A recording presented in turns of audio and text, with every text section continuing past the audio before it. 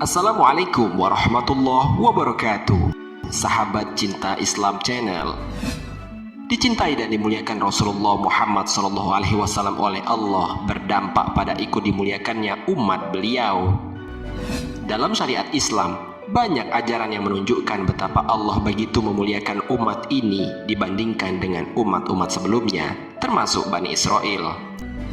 Syed Muhammad Al-Alawi Al-Maliki dalam kitabnya Syaraful Ummah Al-Muhammadiyah menuturkan berbagai kemuliaan yang diberikan oleh Allah kepada umat Nabi Muhammad, di mana kemuliaan-kemuliaan itu tidak diberikan kepada umat Bani Israel.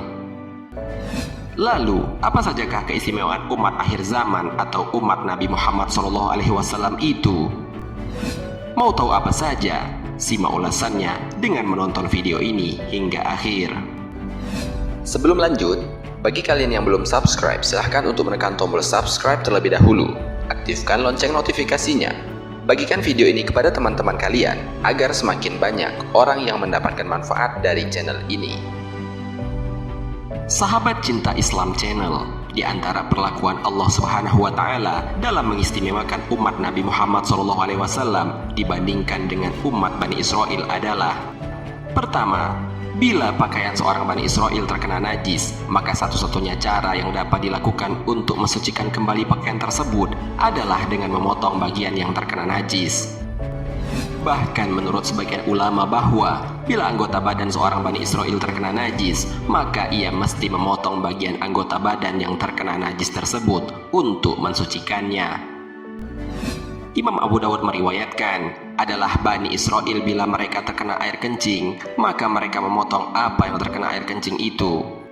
Berbeda dari umat Nabi Muhammad SAW, di mana untuk mensucikan apa saja yang terkena najis, Allah memerintahkan pensuciannya cukup dengan air dan dengan debu untuk najis tertentu.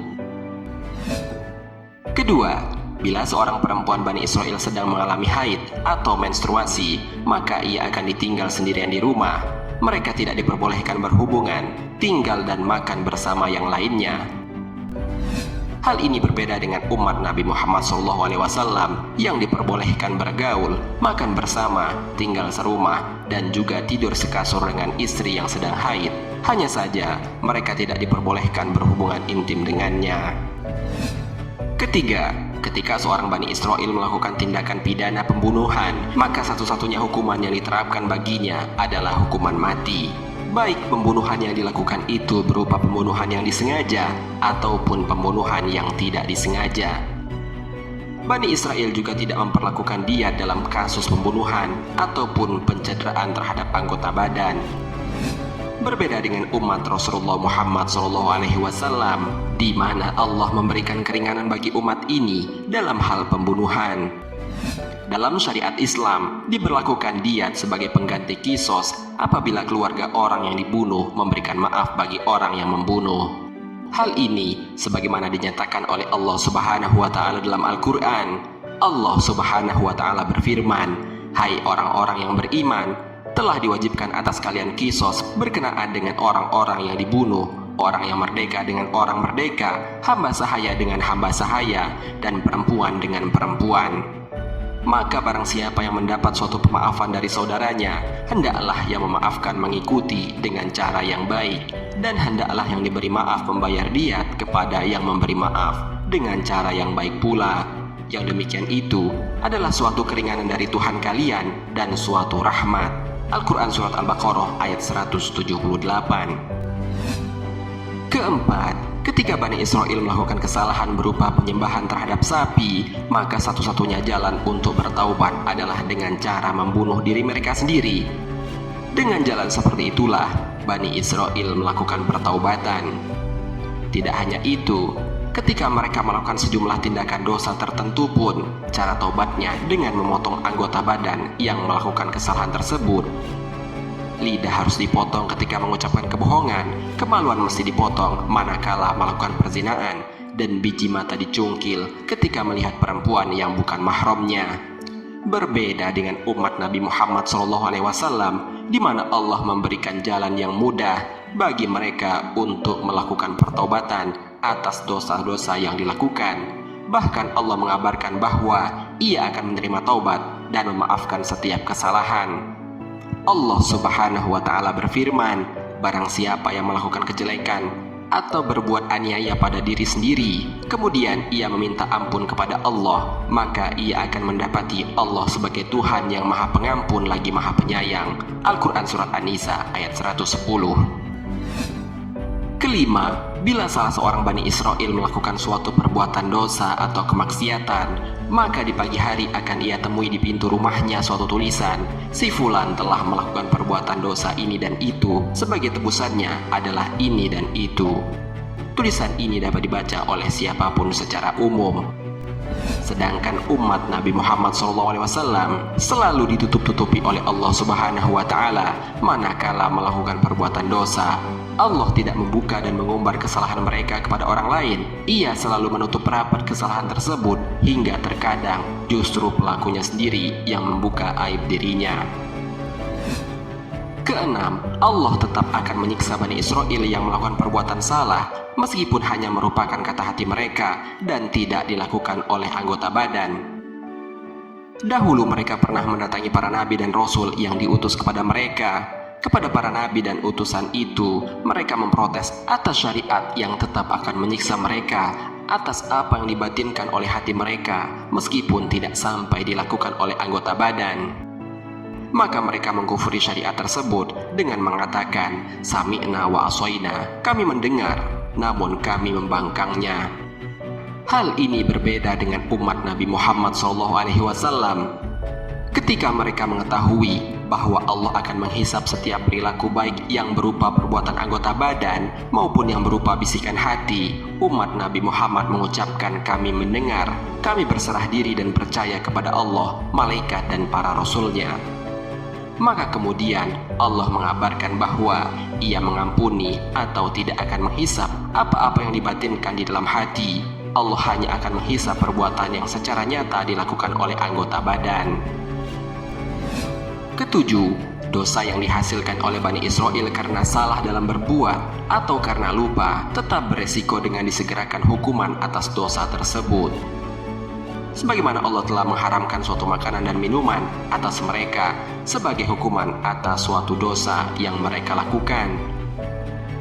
Hal ini berbeda dengan umat Nabi Muhammad SAW, di mana Allah tidak menjatuhkan hukuman kepada mereka atas kesalahan, kelupaan, dan apa saja yang dilakukan karena terpaksa. Sebagaimana Rasulullah SAW bersabda, sesungguhnya Allah memaafkan karena aku dari umatku kesalahan, lupa, dan apapun yang mereka dipaksa untuk melakukannya. Hadis riwayat Ibnu Majah dan Baihaqi. Kedelapan, Allah mengharamkan Bani Israel melakukan kegiatan-kegiatan duniawi di hari Sabtu sebagai hari raya mereka. Pada hari itu, Bani Israel hanya diperbolehkan melakukan peribadatan kepada Allah saja. Maka ketika mereka melanggarnya dengan tetap berburu ikan di laut, Allah mengubah wujud mereka menjadi seekor kera. Sedangkan umat Nabi Muhammad SAW tidak diperlakukan seperti itu oleh Allah. Mereka diberi kebebasan untuk melakukan kegiatan apapun meskipun di hari Jumat sebagai hari raya umat Islam. Baik sebelum maupun sesudah sholat Jumat, umat Nabi Muhammad diperkenankan melakukan aktivitas duniawi tanpa ada ancaman hukuman apapun dari Allah.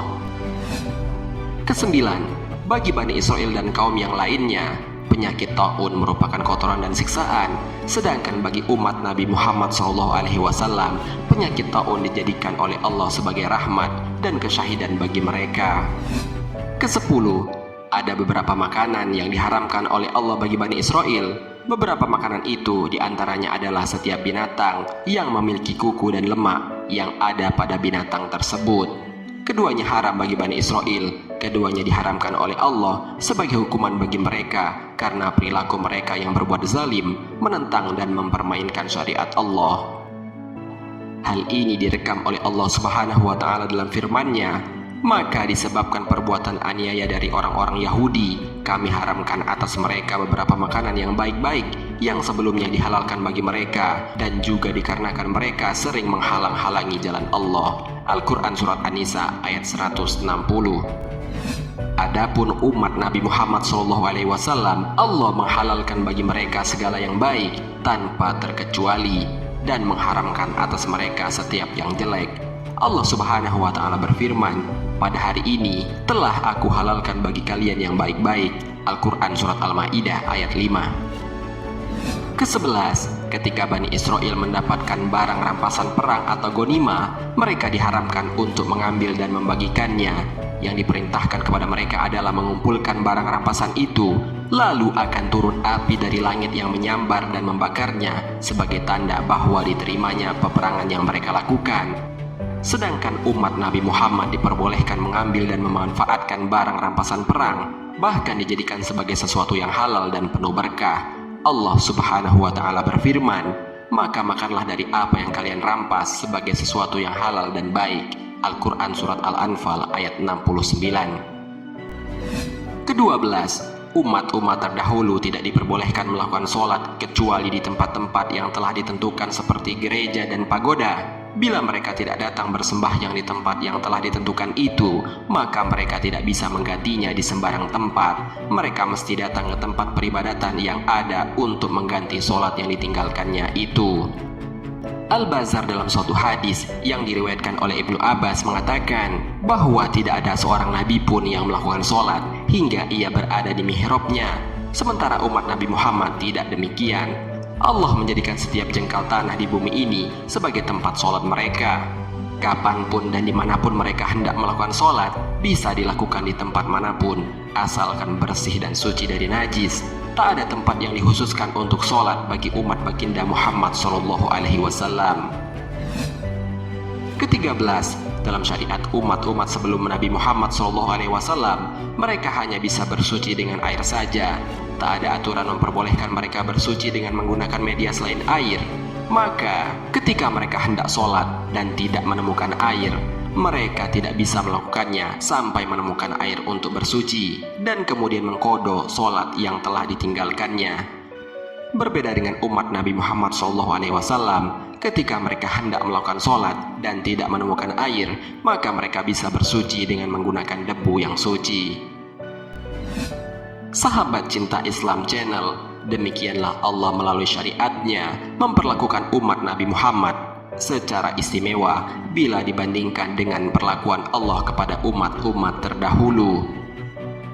Ada kemudahan dan keringanan dalam syariat Islam yang dibawa oleh Rasulullah. Maka dari itu, sudah selayaknya bagi umat Nabi Muhammad bersyukur kepada Allah dengan melakukan ketaatan dan ketakwaan yang semestinya, dan berterima kasih kepada Rasulullah dengan mengikuti akhlak mulianya.